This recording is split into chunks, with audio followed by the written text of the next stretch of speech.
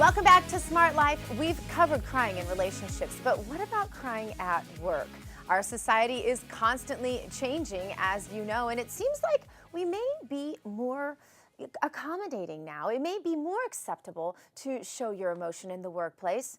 But are you connecting with your coworkers by showing emotion, or are you showing that weakness that may cause you to lose your job? Career and leadership coach Jordanna Eyre is with me to discuss. Jordanna, welcome to Smart Life.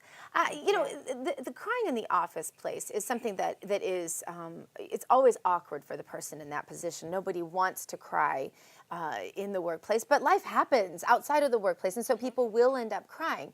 So what do you say to people? First of all, let's talk to those who maybe they've gotten some bad news before they've gone to work and they have a major project due and it's a really busy day.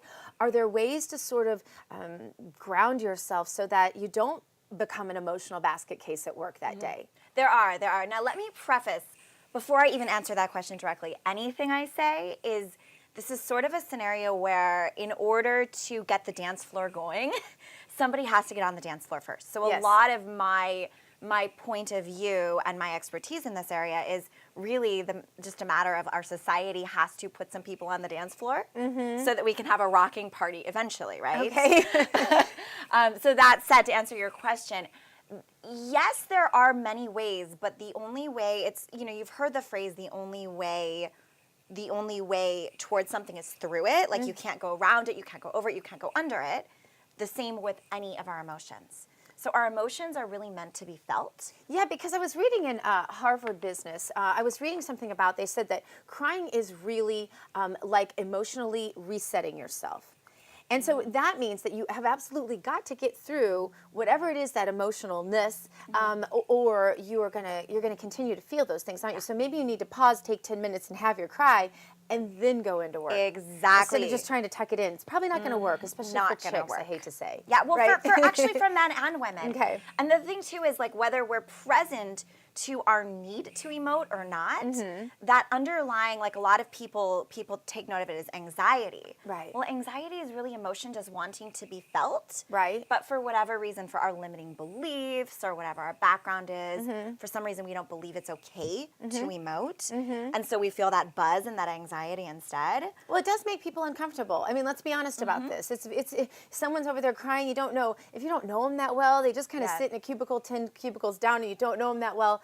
Do you go over and what? What do you do? It makes people uncomfortable because we're not taught to emote, because we don't believe it's okay to emote. So this is, again, the dance floor. Like, the more we actually allow it into the workplace bit by bit, the less it's going to make people uncomfortable, and the more quickly we'll process it. So it honestly, like, when it comes to all of the stuff that affects the bottom line too, people taking sick days, disease, productivity impact, all of those things will actually be positively impacted if you take that time to feel and to clear out the emotion first. But again, you can't clear it until you really sink in and feel it. So if you're the boss and you have the employee and they're crying, this is what you do. Give me action step one.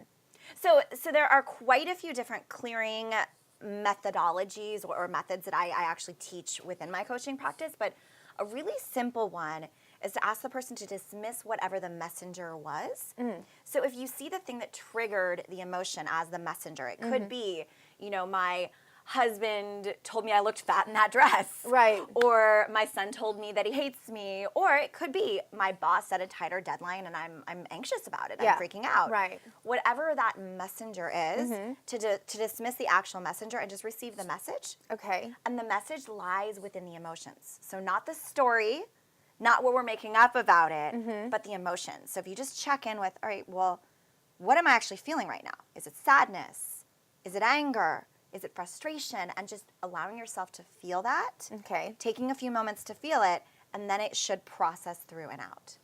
So women and men are different. I mean, we can't pretend like we're just the same, because we're not. Women have hormonal issues that men don't. Men societally are allowed to cry less, taught to cry less, probably are comfortable crying less. So where are those differences? It's a great question. So a lot of the difference between men and women, there are ways to handle it differently. Now, the reality is that men actually need and want to solve the problem first and foremost. Okay. So the difference with a woman is we actually can't solve any sort of workplace problem until our stuff is dealt with first, right? For a man, he may actually need to single focus, catch the deer.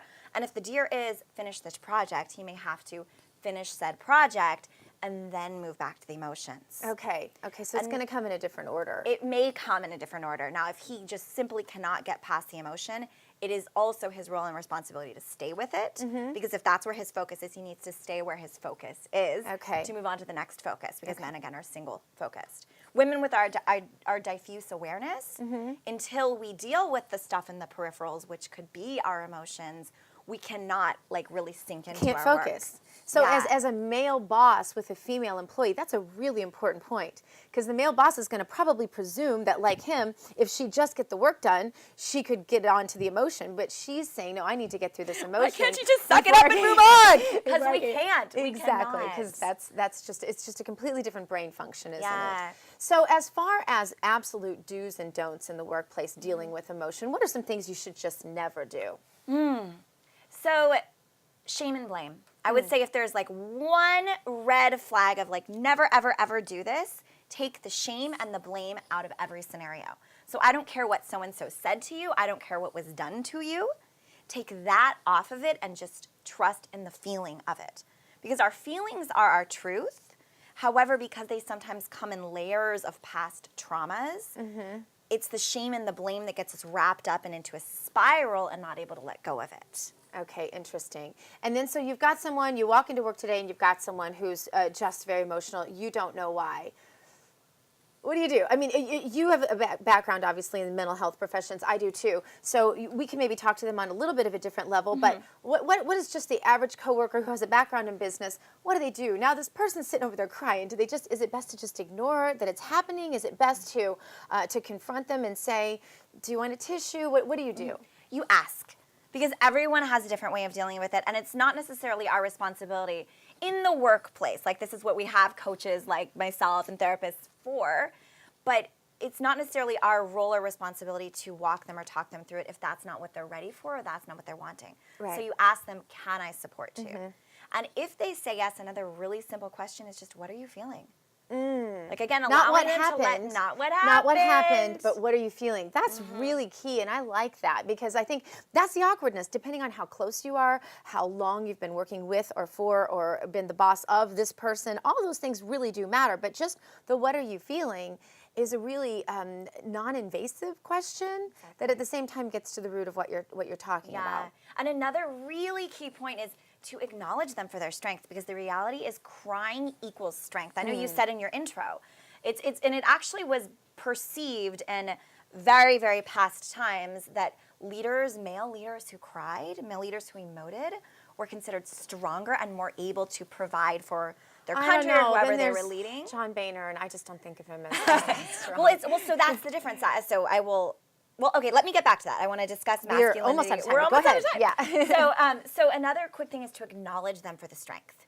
And the difference is when we say that men aren't strong when they cry, it's if they don't trust in the strength of their masculinity, then they cower in. Ooh. If they do, then they can spread out and cry. So you can cry if you're a strong man. Listen, Mr. Boehner, you can cry if you're a strong man outside of that scope, but if you're not, then you could have a problem. Thanks so much, Jordanna, for being on the show.